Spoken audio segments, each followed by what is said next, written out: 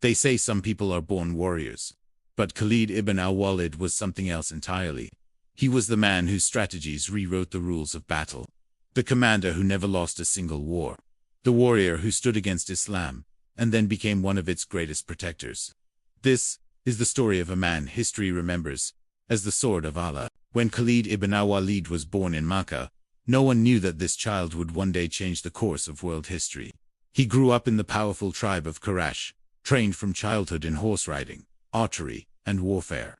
By the time he reached adulthood, he was known for his courage, strength, and unmatched intelligence on the battlefield. But in the beginning, Khalid stood against the Muslims. The turning point during the Battle of Uhud, Khalid fought on the side of the Quraysh. His brilliant planning and sudden attack changed the outcome of the entire battle. It was this moment that revealed something extraordinary. Khalid didn't just fight battles. He studied them, he understood them, and he mastered them. But deep inside, something else was happening. Khalid watched how Islam grew, despite pressure, struggle, and oppression. He saw how Muslims stood firm, even in the face of death. And he began to ask himself a question. If this message is false, why does it keep rising? This question changed everything. One night, after deep reflection, Khalid secretly left Makkah. He rode toward Medina with one purpose, to accept Islam. When the Prophet Muhammad saw him, he smiled and said, "A man like you, Khalid, cannot remain away from the truth." And from that moment, the sword that once fought Islam became one of its greatest defenders.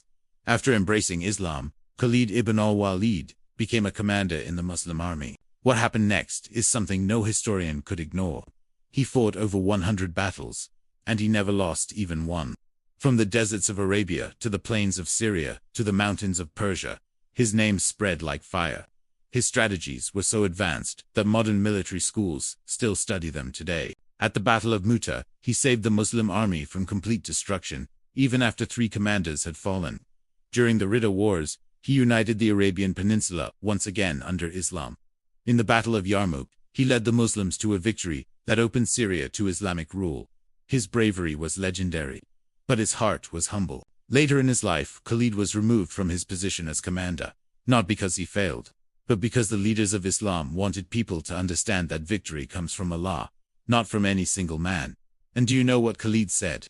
He said, "I fight for Allah, not for power." Even without a title, without command, and without rank, he kept fighting for the sake of Islam. When he was near death, he looked at his body covered in more than 70 wounds, and he cried, saying, "I fought in every battle. I sought martyrdom on every field. Yet here I am, dying in my bed like a camel. May the eyes of cowards never find rest." The man who defeated empires died without wealth, without palace, without soldiers. He left behind only his legacy, and a name the world would never forget: Khalid ibn Al-Walid, the sword of Allah.